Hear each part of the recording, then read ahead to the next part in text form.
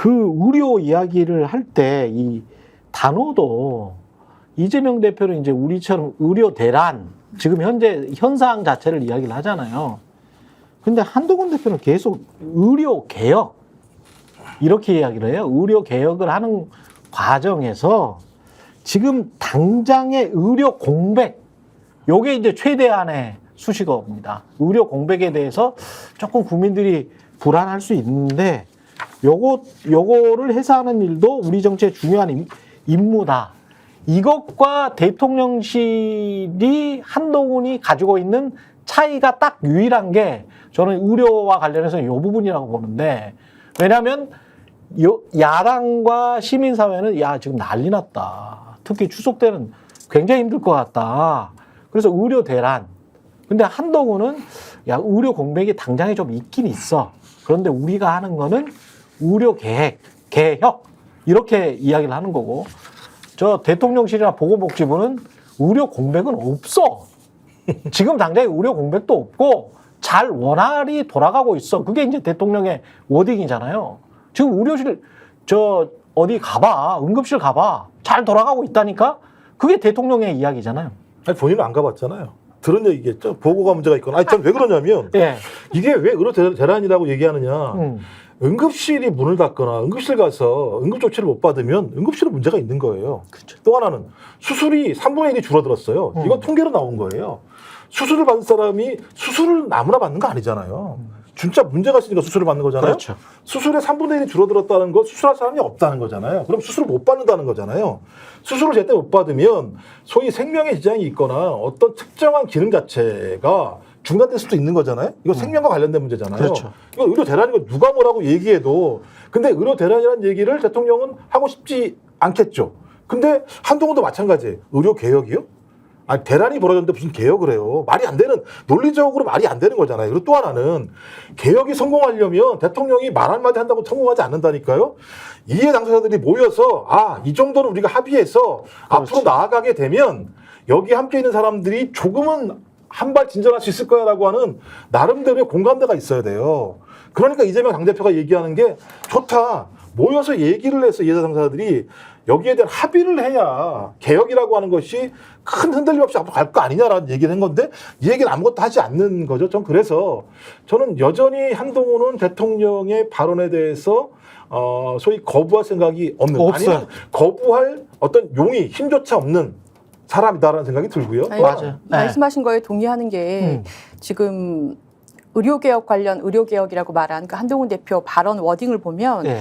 뭔가 약속이나 구체적인 게 하나도 없어요. 그러니까 본인 그 워딩이 뭐냐면 의료개혁도 결국 민생을 위한 것이라는 것을 말씀드리고 싶습니다. 하지만 당장 의료 공백에 대한 국민 불안감을 해소하는 것도 우리 정치의 중요한 임무입니다. 그럼 그 다음부터 이제 본인 워딩인데요. 당대표로서 의료개혁의 본질과 동력은 그대로 유지하면서도, 이게 이제 구체적으로 그러면 어떻게 하우가 없지. 그러니까요. 예. 어떻게, 그러니까 예를 들면 필수 의료 분야는 어떻게, 그러면 2,000명을 늘리면 그것이 어떻게 늘어나니 의사들을 압박하겠다든가, 아니면은 지방의료 문제라든가, 아니면 보험 수가는 어떻게 해서 의사들의 좀 수입을 늘려주겠다든가 하는 구체적인 첨예한 이해관계가 있는 이 것들을 국회의 여당 대표로서 권한을 가지고 어떻게 배분하는 의사를 가지고 있느냐, 자기 의견은 뭐냐가 없어요. 그러면서 당장 국민들의 염려와 불안감을 해소하기 위해 더욱 노력하겠다는 약속을 드립니다.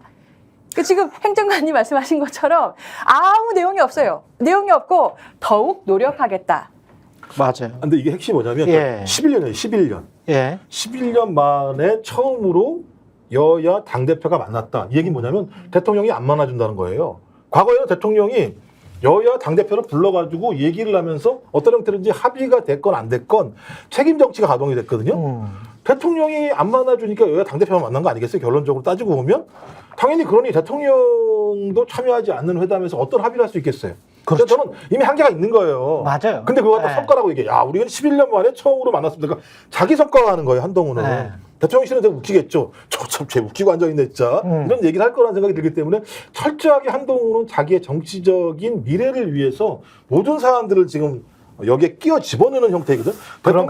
대통령은 냉장고에다 코끼리를 집어넣는 일이 벌어지고 있는 거고, 냉장고가 부서지건 말건 상관하지 않는 거라면 한동훈은 자기만의 캐비넷 냉장고를 만들어서 거기다 하나하나씩 쟁여놓으려고 하는 거예요.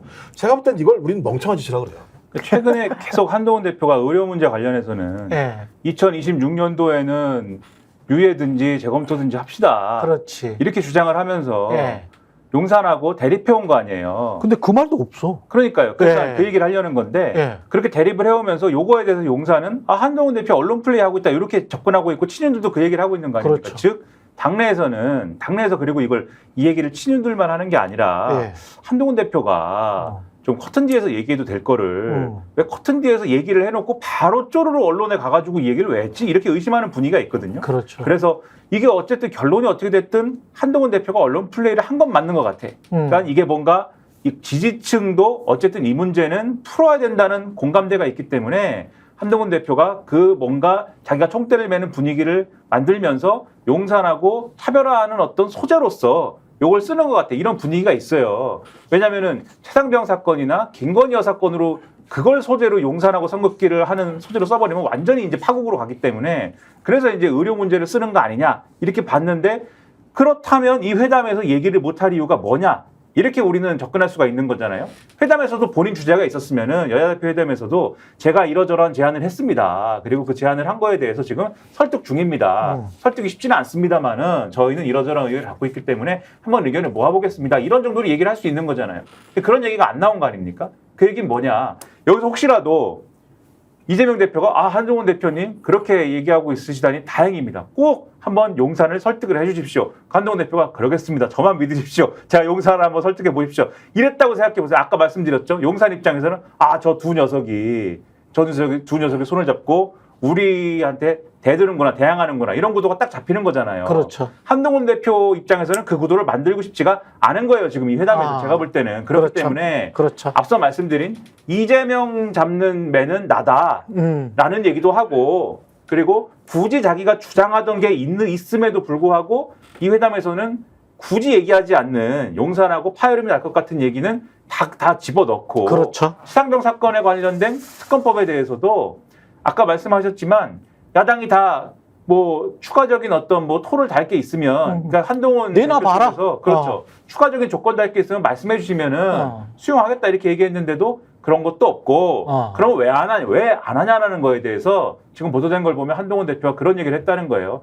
우리는 민주당하고는 시스템이 좀 달라서 논의를 더 많이 해봐야 되고 그리고 또 우리가 예를 들면은 10명 이렇게 예를 들면 한동훈계 10명 해가지고 발의할 수도 있겠지만 그것도 모양새가 안 나는 거 아니야. 적어도 당론 발의 이렇게 해가지고 해야지. 그러려면은 시간이 많이 걸립니다. 이런 식으로 설명을 했다는 거예요. 그럼 애초에 왜 그랬습니까? 그럼 약속을 왜 했습니까? 그러니까 이거는 회담은 철저하게 지금 말씀해 주신 대로 한동훈 대표가 자기 생색내고 보여주기 하고 내가 회담을 했어요.